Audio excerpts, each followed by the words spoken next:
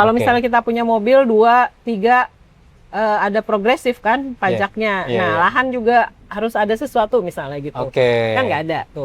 Angka itu terpenuhi, misalnya 3 juta rumah terpenuhi gitu ya. Terus masih ada orang yang nggak memperoleh haknya akan rumah, itu gimana? Kan nggak sesederhana itu gitu. Kalau misalnya 3 juta rumah itu dipakai buat orang numpuk aset lagi kan sama aja juga. Tapi anak Jaksel generasi saya nggak bisa beli rumah Jaksel di tempat orang tua kita. Anak Jaksel sendiri nggak bisa beli rumah di Jaksel? Nggak bisa.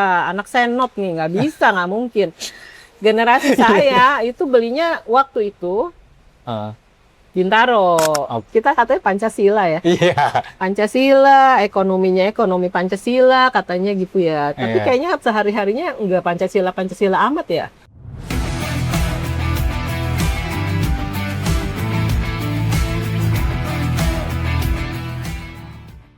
Oke kawan-kawan Bengkel Video dan Papanomics, di malam hari ini ya kebetulan habis hujan, jadi situasinya jadi suasana jadi lebih adem gitu kan. Kalau sebelumnya agak panas gitu, jadi ada angin gitu kan, jadi lebih adem kita ngobrolnya.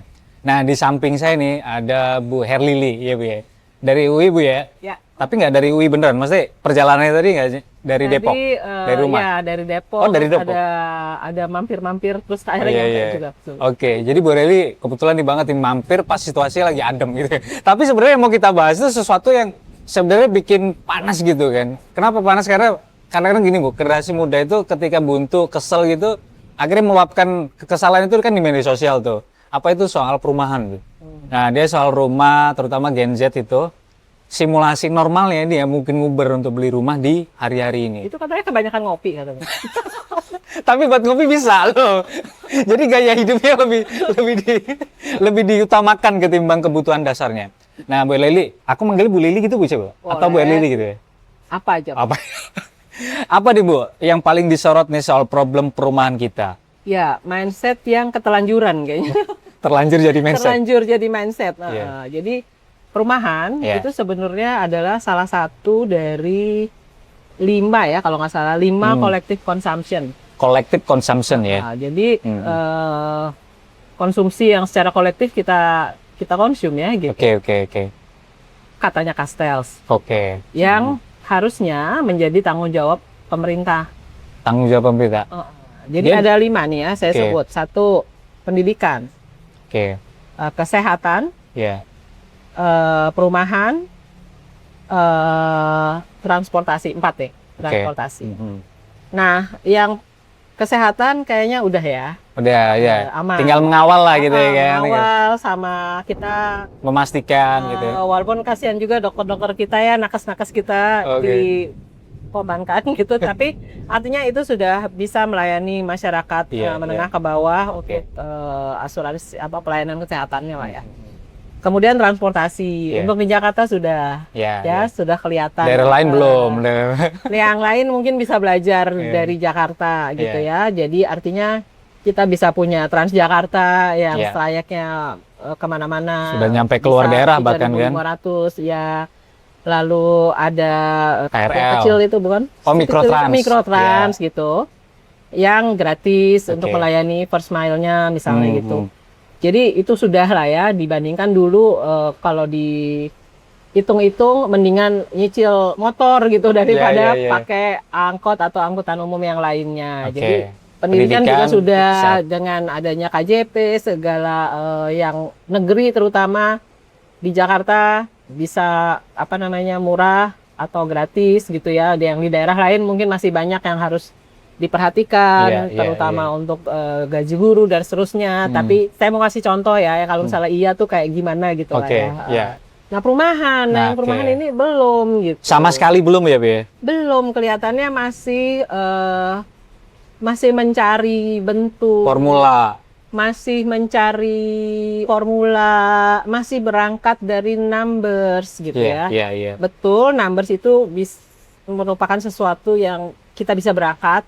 Kalau dulu ada 1000 tower gitu kan. Lalu sekarang ada 3 juta gitu. Terus saya nggak tahu itu dari mana. Angka rasionalnya gimana ya? Rasionalnya. Tapi ketika misalnya angka itu terpenuhi, misalnya 3 juta rumah terpenuhi gitu ya. Terus masih ada orang yang nggak memperoleh haknya akan rumah itu gimana? Iya, Kan iya. nggak sesederhana itu Betul, gitu. betul. Kalau misalnya 3 juta rumah itu dipakai buat orang numpuk aset lagi kan sama aja juga Betul. gitu. Atau Jadi rumah misalnya kedua, lokasinya tidak cocok juga, akhirnya oke dia beli yang di sana rumah subsidi tapi dia tetap di sini karena berbagai pertimbangan keluarga dan culture dan Iya. segala macam. Jadi itu belum gitu ya, karena berangkatnya masih dari situ dan belum melihat tadi selain dia adalah collective consumption dan belum melihat rumah itu sebagai human right Oke, yang sebagai harus hak dasar ya. difasilitasi untuk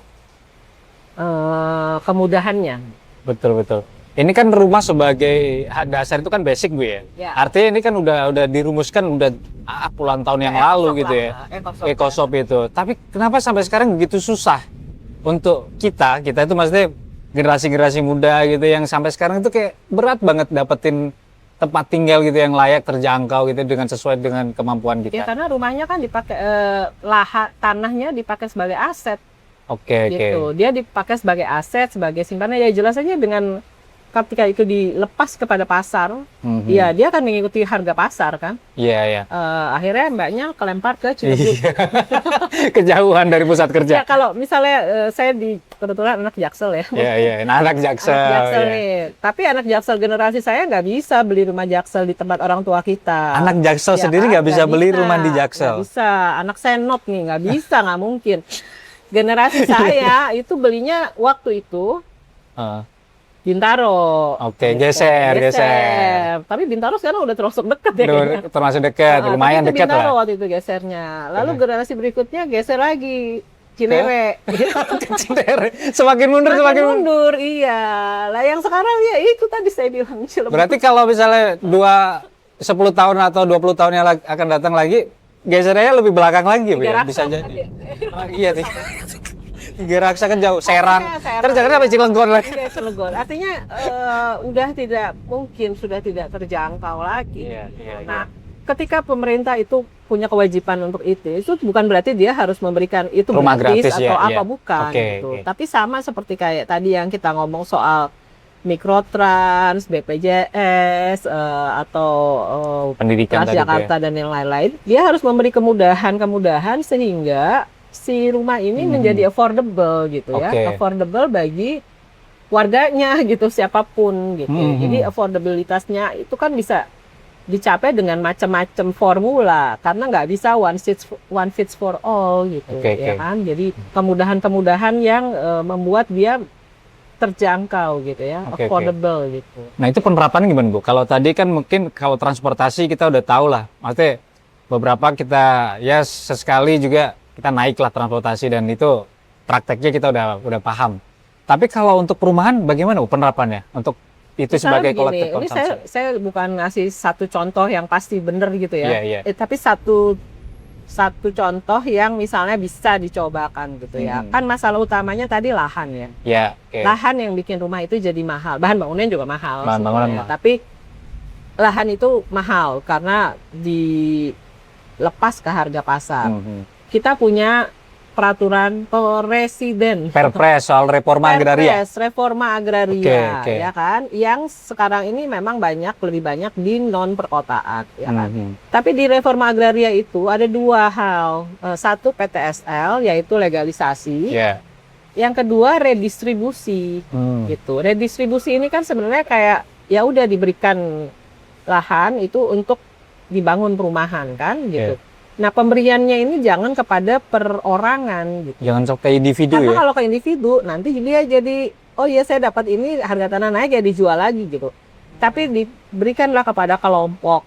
Kelompok itu bisa koperasi, bisa community, bisa apa macam-macam. Nah nanti pembangunannya baru yang membutuhkan biaya gitu kan. Nah kalau untuk masyarakat menengah ke bawah, misalnya pemerintah bisa misalnya dari SP3L atau dari apa gitu ya, yang nanti dibangun di situ lalu dimiliki secara kelompok, bukan dimiliki, maksudnya diberikan melekat haknya, bisa HGB, bisa SHBG yang unit atau apa macam-macam lah itu simulasinya bisa lah pokoknya gitu. Nah artinya kan mengurangi harga tanah mengurangi biaya tanah itu satu. Lalu ada juga community land trust yang kalau mau belajar di negara-negara Skandinavia itu udah banyak sekali contohnya, ya bisa di Fir seperti itu. Itu cuma 1-2 contoh kecil loh, artinya gitu. Atau misalnya di kampung-kampung yang sebenarnya tanahnya udah di tanah mereka, kalau tanah negara menurut undang-undang kan dia bisa bisa dimintakan ya haknya gitu. Lah itu dimintakan haknya tapi tidak perseorangan per kampung itu. Nah lalu nanti pemerintah membantu dengan membangunkan, karena sekarang kita fokusnya ke mid-rise gitu, dibangunkan lah ya misalnya berapa 6 lantai atau berapa gitu ya, atau 4 sampai 6 lantai. Terus akhirnya dapat ruang terbuka segala macam. Ada juga istilah kerennya konsolidasi tanah versi VK. Konsolidasi. Kalau misalnya itu tanah negara. Tapi kalau misalnya itu tanah KAI atau BUMN bisa juga di KTV kan misalnya. Jadi tanahnya tadinya segini semuanya kampung gitu. Ya udah separoh dibuat kampung jadi vertikal, ada ruang terbukanya.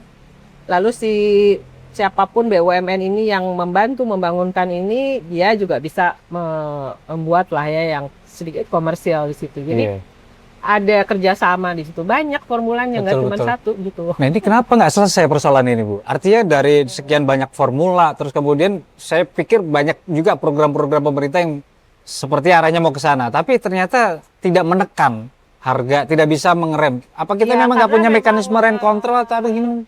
Iya, pertama yang tadi ya, yang mindset bahwa rumah, tanah itu tidak bisa dipandang sebagai aset semata gitu kan.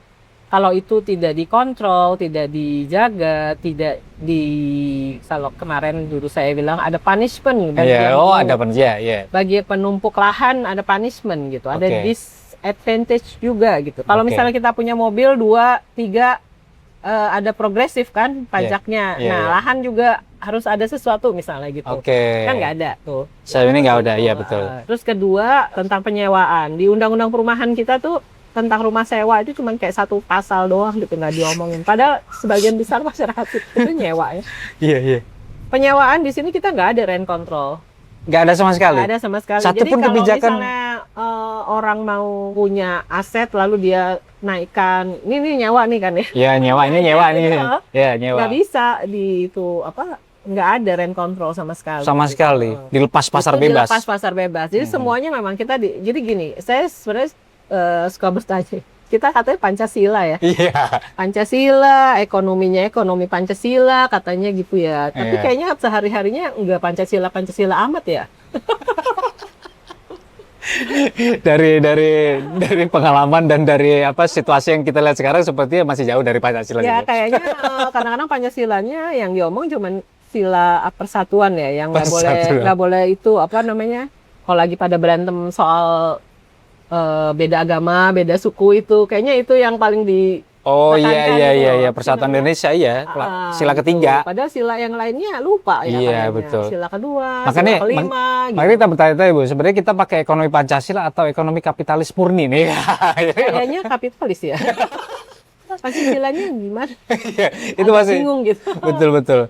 Jadi autokritik gitu Bu ya buat negara kita, terutama pemerintah. Dalam hal ini kalau tadi kita kan sebelumnya pernah dapat cerita tadi Bu, bahwa sebenarnya apa yang jadi masalah hari ini sebenarnya udah pernah dipikirin di pemerintahan-pemerintahan sebelumnya. Tapi ternyata sampai sekarang problem soal perumahan, tata ruang dan segala macam itu masih jadi problem yang krusial yang sampai sekarang seperti sama dari mulai saya lulus kuliah. Problemnya sama. Ngomongin perumahan, ngomongin macam-macam. Tadi saya juga kasih lihat itu peraturan DKI.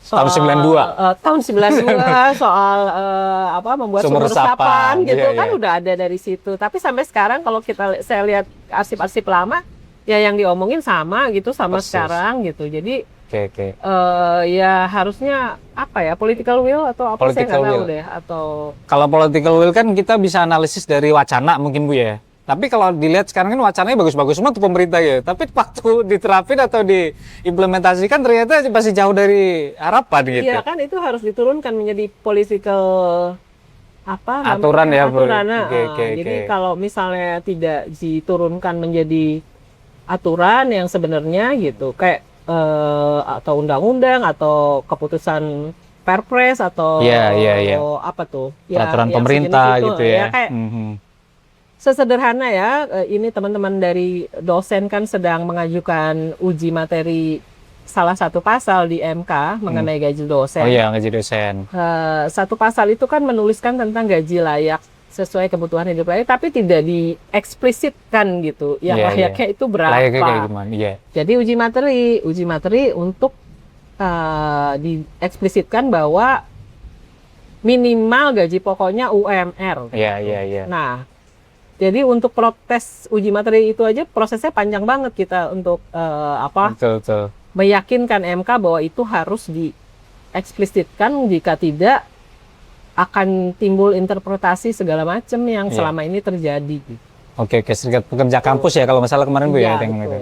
Nah Bu, tadi mindset kita memang salah, mungkin saya mengakui saya salah ketika ngomong rumah adalah aset misalnya. Tapi kalau dari tata kota segala macam, apakah itu dampaknya bisa sampai ibaratnya ngebuat jadi kacau semuanya gitu? Maksudnya gimana? Kacau, jadi tata kotanya akhirnya jadi semrawut semua tuh. Ketika mindset kita tadi soal rumah tadi itu udah salah. Terus kemudian larinya tadi kan ke pasar bebas. Nah pasar bebas akhirnya kan ya di mana ada lahan dibangun rumah dijual kayak gitu kan, yang terjadi kan sekarang ya kan, karena memang pemerintah ya saya nggak bilang sama sekali harus meninggalkan swasta ya, harus bekerja sama juga, tapi banyak sekali yang swasta itu lebih cepat gitu ya. Betul untuk membuat saya ingat waktu itu tahun 90 baru lulus tuh, terus tiba-tiba ada revisi apa ya waktu itu, RBWK ya. RBWK tuh kayak RDTR tapi bagian kecamatan.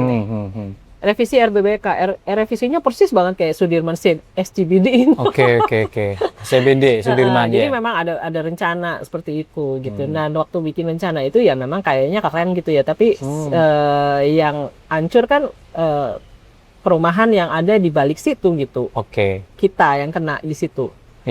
Dari mulai Senopati sampai Tendean sampai ke arah itu hancur semua karena kena buangan lalu lintas dari sana. Karena bikin SCBD nggak ada saumnya ya. Saum itu sistem angkutan umum massal.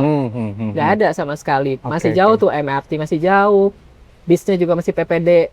PPD 2 biji doang yang lewat itu gitu. Jadi seperti itu gitu. Jadi selalu lebih cepat si swasta melihat itu sebagai peluang lah. Terus kemudian agak rem waktu Krismon berhenti kan gitu. Seperti itu. Jadi kira-kira kalau misalnya kita mau berangkat dari awal lagi nih Bu, mulai dari nol gitu ya, apa yang bisa dilakukan sama terutama warga dulu lah. Kalau kita sebagai warga gitu bangun rumah gitu ya, setidaknya pakai dana pribadi, yang penting ada lahan ya, itu mungkin masih kejangkau. Tapi orang yang nggak punya lahan segala macam itu gimana terusan? Ya tadi collective consumption itu tanggung jawab siapa? Tanggung jawab pemerintah. Berarti kita harus mendesak pemerintah. Iya, betul. Itu nggak minta gratis ya tadi. Iya, nggak minta gratis. Nggak minta gratis ya, nggak minta gratis. Tapi minta diberikan berbagai fasilitas sehingga dia menjadi affordable gitu. Jadi sama seperti tadi kendaraan umum, kesehatan dan seterusnya gitu. Oke. Nah satu lagi nih Bu, saya mau nanya Bu. Kalau menurut Bu Erlilit nih, soal kok tahu Bu? Nggak, saya mau lebih spesifik soal keadilan tata ruang atau ibaratnya bagaimana sih ruang atau ibaratnya sekarang kita hidup di di kota gitu ya, yang dimana sebenarnya kalau misalnya dikelola dengan baik, dengan secara adil ya pastinya, itu kita mungkin berharap punya kehidupan yang lebih layak daripada sekarang misalnya. Nah kalau misalnya Bu Erlili punya konsep yang kaitan dengan berkeadilan tadi itu, gimana situasi hari ini itu bisa berpihaknya kepada kita, bukan pada swasta atau pada pengembang atau pada orang-orang yang mencari rente. Tadi kan nyinggung keadilan, ya udah jadi inget ya. Keadilan tata ruang. Pernah merhatiin Google Earth ya? Oke, Google Earth. Google Earth.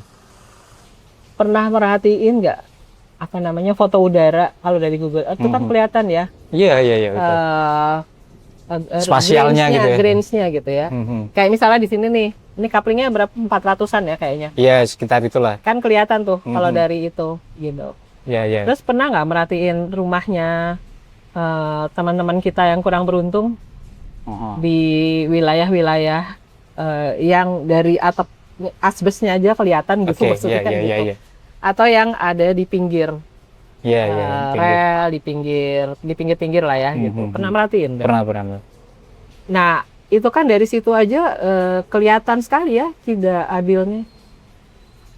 Secara spasial. Kalau kalian perhatikan, mungkin sejak Gubernur 2017 sudah nggak ada lagi ya penggusuran masif gitu ya.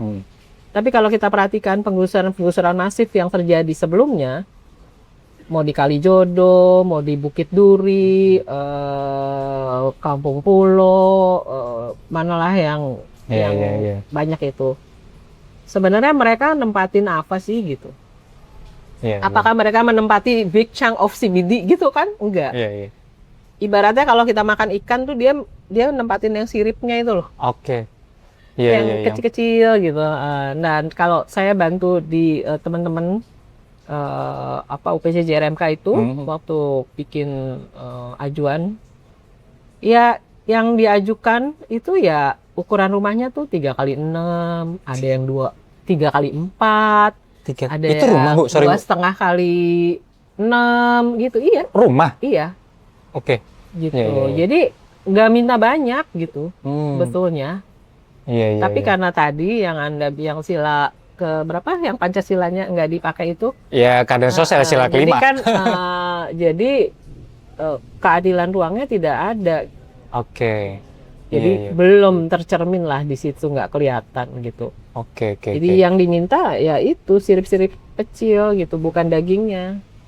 Ini orang-orang yang sebenarnya ya itu tadi yang harusnya jadi program masuk jadi prioritas tadi Bu, untuk dipenuhi haknya ya, terutama atas tempat tinggal tadi itu ya. Belum ngomongin kamu ya. belum ngomongin generasi muda tadi ya. Kita baru ngomongin yang tadi ini ya. Dan sebenarnya ini paling urgent ya sih. Yang paling krusial. Paling urgent karena mereka juga melayani kota kita gitu ya. Gini, misalnya Pemprov DKI gitu ya, punya pasukan oranye ya. Mereka rumahnya atau punya Satpol PP lah gitu. Mereka rumahnya di mana sih sebenarnya gitu. Kan nggak semuanya di rusun nyawanya DKI kan. Pasti di tempat-tempat itu yang tadi 3x8, 2,5 kali berapa. Bentuknya kadang-kadang suka aneh-aneh tuh. Jadi itu gitu. Atau kalau kalian beli, paling gampang sih beli jajan cilok gitu ya. Jajan cilok, cimol, seblak. Ditanyain ya rumahnya di mana gitu. Rumahnya di mana gitu. Ya kan? Atau kalau kita ke kota tua tuh banyak sekali kan pedagang gitu. Tanyain atau tungguin aja mereka bubarnya kemana, ikutin gitu. Atau kalau mau iseng lagi riset, saya sebenarnya risetnya yang enggak gitu. Bubaran bubaran pramu itu toko kalau mau bubar itu loh, kalau mau bubar itu Pramuniaga kemana gitu. Jadi kayak gitu-gitu kan sebenarnya kita ikutin aja gitu kan, nggak ke tempat-tempat yang besar-besar gitu ya. Nggak sampai ke tempat yang ditawarin sama developer tadi tuh ya. Jauh lah gitu. Jadi artinya ya mereka itu yang harusnya kita perhatikan gitu. Kalau sekarang sepertinya sudah diperhatikan atau masih jauh dari perhatian pemerintah? Ya kan kalau di Jakarta yang saya lihat yang dibangun ya memang rusunawa. Ya, rusunawa. Ada kampung susun waktu itu di periode 2017 inisiatif teman-teman juga gitu. Tapi ternyata itu nggak diteruskan, nggak direplika. Yang mungkin paling mudah ya baru rusunawa gitu.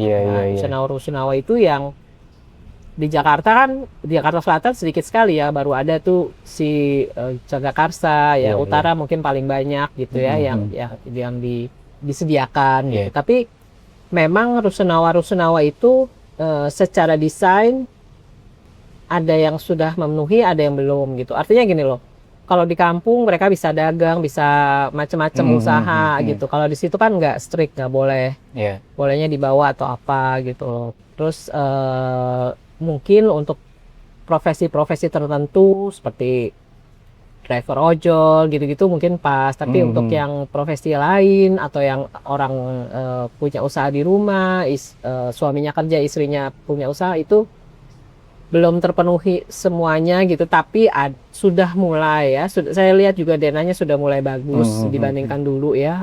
Sudah mulai banyak layak, peningkatan gitu. Cuman tetap kurang kan, tetap apa namanya, karena dia sewa kan, masih betul. sewa dan masih ini gitu. Jadi dan lokasinya juga astagfirullahaladzim jauh banget gitu ya, artinya. Jadi maksudnya kalau Pemprov begitu di Blok M mulu ya diurusin gitu. Iya. No sono nagrak gitu atau Iya. sana Warakas gitu. Maksudnya yang daerah sana itu banyak karena di sana kan daerah industri, Betul. daerah semua kebutuhan kita yang ada di sini itu kan datang tuh ya dari pelabuhan, dari dari truk-truk yang bannya ada 24 itu loh. Iya, 24. Iya kan? Nah, datangnya dari sana. Lalu mereka setiap ada tanah kosong mangkal, lalu supirnya pada di trotoar pada pijit beneran loh, karena dia dari akap kan, misalnya antar kota antar provinsi gitu ya, capek segala macam dan tapi kan itu melayani kota kita sebetulnya memang, tapi nggak ketahuan gitu, dia kayak back of the house gitu, ya kan di sana gitu. Jadi banyak yang ya maksudnya kalau di selatan pusat gitu kan kayak showcase-nya ya Jakarta. Iya, betul. Tampilan yang bisa ya kalau orang pertama kali datang ke Jakarta itu ke Jaksel atau ke Jakpus mungkin lihat Jakarta, oh bagus gitu ya. Gitu. Tapi kalau udah ke belakang, gitu, oh ternyata begini ya Jakarta. Ya kalau kata orang-orang di medsos, belangsak gitu. Oke. Bu Lely punya pesan ya buat pemerintah atau buat pemangku kepentingan nih soal problem kita hari ini, terutama soal perumahan? Iya, saya kira apapun pemerintahannya gitu, ya ngobrol lah sama warganya. Ya, itu yang paling penting, Bu ya. Partisipasinya ya. Partisipasi masyarakat dalam arti bukan hanya sosialisasi ya. Kadang-kadang itu dimaknai sebagai sosialisasi, diumumkan di kelurahan ada fotonya, oh udah gitu. Itu dianggap partisipasi. Atau jaring masyarakat. Ya di jaring juga masyarakatnya kan juga harus harus ada komunikasi juga ya. Kalau masyarakat kan taunya A misalnya karena dia melihatnya ini ya, harus ada komunikasi juga yang sehingga hal-hal seperti itu tuh nggak bisa sekali dua kali gitu. Benar harus ada ada conversation yang benar-benar iya, kalau istilahnya gitu. Partisipasi bermakna itu ya. Iya gitu. Artinya berarti selama ini dan termasuk partisipasi dalam pengambilan keputusan. Kadang-kadang ditanya doang, habis gitu sosialisasi pas ngambil keputusan kok usulan kayaknya gue bilangnya A kenapa jadinya B gitu. Partisipasi dikurangin. Iya, kan ada level of participation ya, ada laddernya gitu ya. Jadi ada yang dia tokenisme aja gitu, atau memang benar-benar memang sampai pengambilan keputusan. Oke. Dan sekian banyak pengalaman, partisipasi mana yang paling bermakna, Bu? Atau partisipasi mana yang banyak manipulasinya? Iya, kalau di Jakarta mungkin ya ada musrenbang gitu ya, sama lah di seluruh ini gitu. Tapi kadang-kadang musrenbang itu kita putuskan di sini seperti apa, lalu kan ini naik ya berjenjang dari RT, RW, ini terus sampai atas kayak udah kepotong gitu terus hilang.